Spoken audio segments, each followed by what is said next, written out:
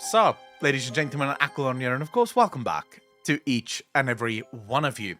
As most of you know, I'm not a fan of the Titans. I'm specifically not a fan of the origins of Azeroth. I believe that many of the stories that we've been told by the early days of Azeroth are lies or completely wrong, or at least some of it's been left out on purpose. Of course, we've got some sort of confirmation of that now, but I think that as Dragonflight is playing out and as we're sort of getting more and more of the story revealed to us, of course, as time goes on, I think we now have a lot more to go on to kind of start getting a picture of what exactly did the early days of Azeroth look like. And it starts with the Djaradin. Now, the Djaradin might just be my favorite addition to Dragonflight. Not much is known about them. In fact, almost nothing is known about them. The only real sort of bits and pieces of lore that we have is from a certain storyteller that tells us stories about their origin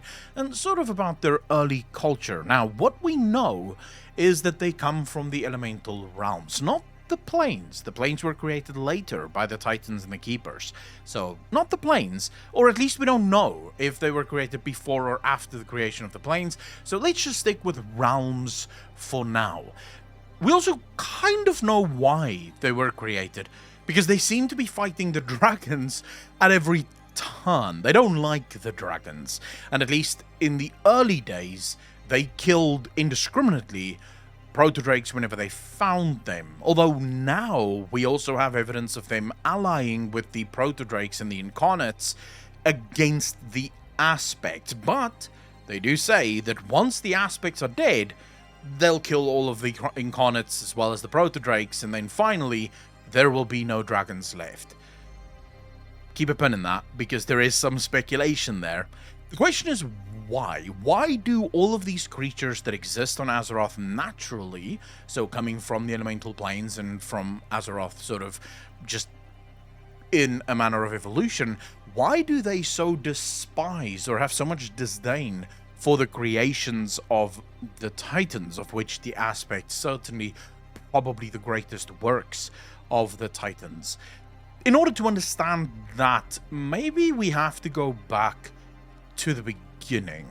A time in World of Warcraft history that, granted, we thought we knew quite a lot about. I mean, we have the Chronicles, all 3 volumes of it, basically going into incredible detail on what the early years of Azeroth actually looked like. But then came the Journals of Tyr, and it very much pulled into question almost everything that we've been told there. You see, when the Titans arrived on Azeroth, they found the Black Empire, and in the Chronicles we are told that it was a time of tremendous chaos and devastation, and nothing truly existed except for the Old God creations, and the Titans defeated the Old Gods, imprisoned them, and then life could finally flourish. But what if that's not true? Because according to Tyr, nothing can truly exist until it's been ordered.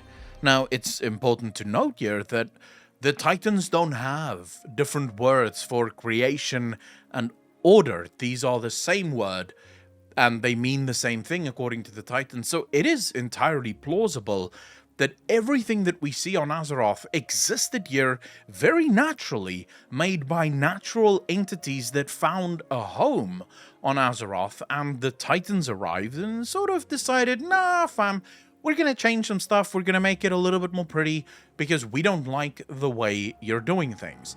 Of course, in this, we have to start asking ourselves, Tyr says that we will not tell them everything. Certain documents and information and evidence has been destroyed to ensure that we only hear the story that they wish to tell us. So in other words, we really do not know much about the origins of Azeroth. We know that there was a Black Empire. We know that the Proto Drakes came from the elemental planes. That's going to be important in a minute. We also know that the elemental lords and the elements fought on the side of individual old gods, if you will. apart from that, everything else that we've been told, take something so simple as the creation of the Emerald Dream. If you read the Chronicles, there are 4 different versions of how the Emerald Dream was created or ordered. In one, it's simply A&R. In another, it's A&R and some Titans. In another one, it's Elune and A&R. And in another one, it sort of suggests that the Emerald Dream may have been something before A&R arrived. What if the Emerald Dream was always here? And, it was just ordered by the Titans. Now, none of that we can truly understand or truly know because the information has been destroyed.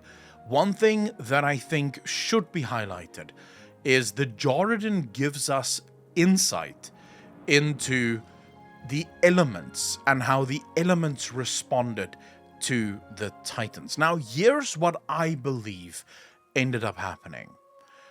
And this is where we get to the true speculation part of the video. The elemental lords create these new beings, these beings of immense power that can basically absorb power from any source that it finds itself sort of next to or in close proximity to. These are called Proto Drakes, and they are incredibly effective weapons. The problem, however, is that these Proto Drakes do not seem to care who they fight for. Instead, they form clutches and form loyalty bonds to their mates and do not really seem to care at all about whatever is happening within the elemental planes. Again, we need to go back to the beginning and realize that we're told that the Proto Drakes were created within the elemental realms, but they escaped the elemental planes before the elemental planes were locked up. Going off of that, because that's all we know, the Proto Drakes, once outside, now completely removed from their masters, the elemental lords, start to deviate from this original purpose, the purpose of being a weapon. And of course, eventually the Titans would subvert this weapon and actually make it part of their arsenal by creating the aspects. The elemental planes, and very specifically the fire realms, respond with a new weapon, the Djaradin.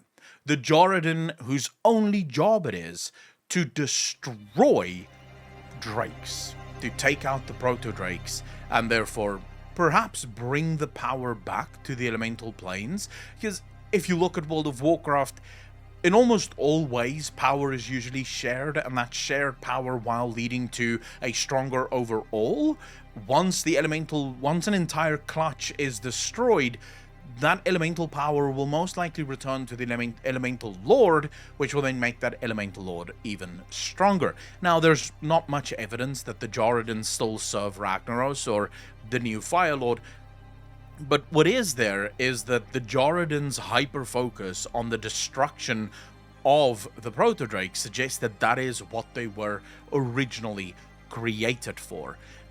The fact that they despise the aspects above the Proto Drakes suggests that the Proto Drakes may have been created by the elemental planes as an answer to the Titans.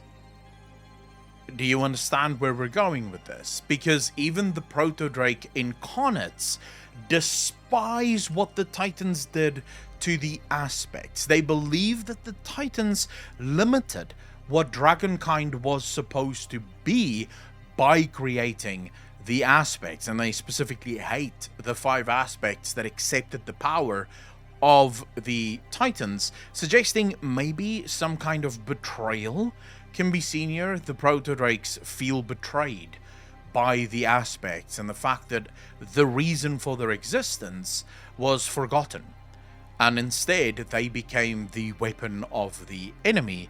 And now you have these 2 new creations from the elemental planes, the Proto Drakes as well as the Djaradin, fighting side by side in order to bring an end to the aspects.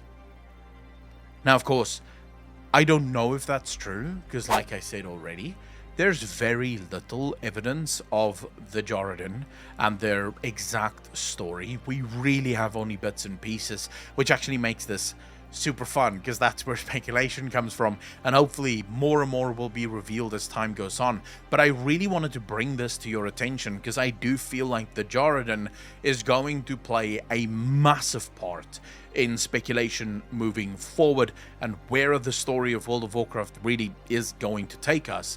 So I want you to keep that in mind. I also want you to keep in mind, and this might actually be the most important part of the story, the old gods and their defeat against the Titans. So how the Titans defeated the old gods make no sense. Steve Denuser in an interview suggests that us going back in time and N'Zoth seeing us going back in time, because he whispers to us, I know who you are, I know what you've done, that travel back in time informed modern-day N'Zoth, so the N'Zoth that now lives, or that we defeated all the way back in Battle for Azeroth, of how we would defeat him and what we would have done. So modern-day N'Zoth knew what we were going to do, because after we defeated him, we time traveled back in time, and that's where he saw it. Now, this suggests a whole new thing about the old gods. The old gods exist, at least this was our theory, and I believe this actually confirms it. The old gods exist across all of the timelines. There aren't multiple old gods for every single timeline. Instead, there is one old god, and that old god exists in all of the timelines, and this is where their 1,000 truths come from, because they exist in all of the timelines at once. They see all of the timelines at once, and they believe all of it to be true. This would mean that N'Zoth isn't dead, as we've speculated, but it also then brings into question how the Titans actually managed to defeat them, especially since, remember, when we went back in time in Dragonflight and N'Zoth saw us, N'Zoth would have known that they were imprisoned even before they were imprisoned. So they would have known what would have happened, because after it happened, we traveled back in time, and then they learnt what had happened. Yes. Exactly that. If that made sense to you, congratulations, hit the like button, I really appreciate that.